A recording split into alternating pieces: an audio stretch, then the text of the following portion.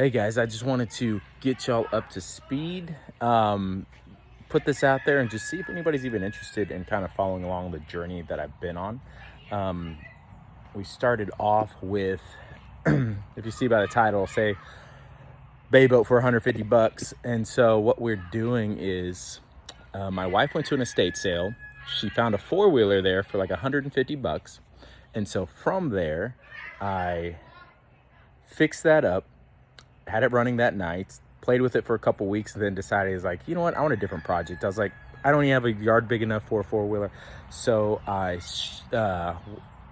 found somebody on Facebook and traded it for this 18-foot Fishmaster bay boat.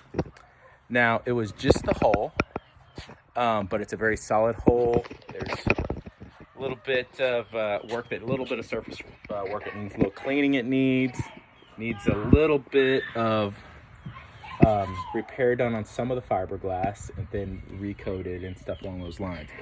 And so what we've been doing is I've been just trading and doing all kinds of stuff. So where it all started was I found a motor on Facebook Marketplace, a 50 horsepower Evinrude E-Tech. He didn't have the cowlings. He didn't have anything along those lines. I got it running and then the computer fried. Sorry, the lighting's horrible. And so I got it going, and then the guy never even actually found the title for me. Here in Texas, you have to have a title for your outboard. And he never found it, so plus the computer went out. And then if anybody knows about E-Techs, they're ridiculously expensive to replace those things. It's like $1,000 part. And I was like, well, I don't even have the title. There's no reason for me to mess with it anymore. So just out of the blue, I decided, I was like, you know what, let me just start tearing it apart and seeing if any of these parts will sell on eBay. I ended up parting that thing out for like $1,000. You know, maybe it'd been closer to 1,500 by the time it was all said and done. And so from there, I started just looking for motors that needed work. So I bought a Honda 140 for 500 bucks, got into it. Cylinders were all rusted out. There was no way to bring it back to life. So same thing, I parted that out. At least doubled my money on that one. Sold parts on eBay. Then got a 40 horsepower, which I knew was too small for the boat, but I knew by that time, I started figuring out how much parts were going for on eBay. And so I was like, well, you know what? I'm just going to get it, see what's wrong with it, and doubled my money by just selling the lower unit. I paid like 400 bucks for that motor. Sold the lower unit for gosh, I think it was like 700 bucks or something like that. It was crazy because it was really, like, besides that the engine was blown, everything else on it was just immaculate.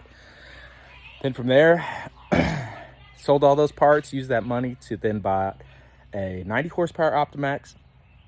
Had a blown piston. When I got all in there, the cylinder walls were just too much. I was thinking, oh, maybe by some miracle I could maybe rehone it and put it all back together. But once I got into it, the piston was actually cracked and it scarred the walls really bad. And so I don't have I'm just like, I goof around and tinker around, so I don't know rebuilding a cylinder, pulling the sleeves out, doing all that stuff. That's just above my pay grade. I want to get there eventually, but right now I'm not. And so I started selling all those parts off. And so I took it easy on selling eBay stuff for a while. I've just been so busy with work. I'm in construction. And so I decided to get back at it. Had some parts in the garage. I pulled the tilt trim, sold it for 30 bucks or 300 bucks, and then I used that to buy this Optimax. It's a 2004 115 horsepower Optimax. Same thing. It has a low compression cylinder on this one. So the last one I got had zero compression at all because the piston was actually just like broke off and tore up. But this one has low compression. And I did put a camera in there. I don't see any crazy scarring on it.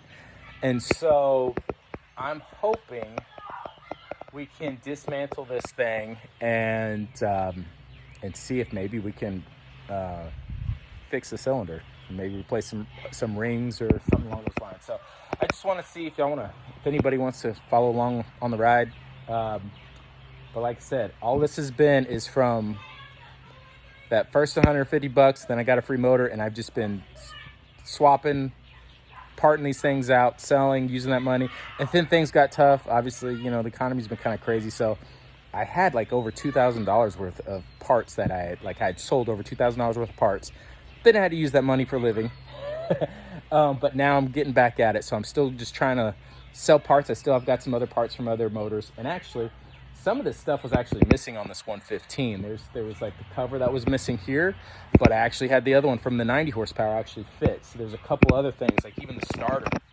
The starter that was on here wasn't working. Sorry, the sunlight. So I took it off, and then the one off I still happen to have the one from the 90 horsepower, swapped it out, and it cranks it right up. And then that's when I was able to check my compression. So this is what the plan is. And then throughout the last year of selling parts, I've also been getting on, if any of y'all have ever been on MacBid, been buying, every now and then I just look, see if there's any boat parts coming up. So I got for, I think, $100, but like I said, this is all the money from selling boat parts. I bought a hydraulic steering system, got a new steering wheel that I want to swap out for it.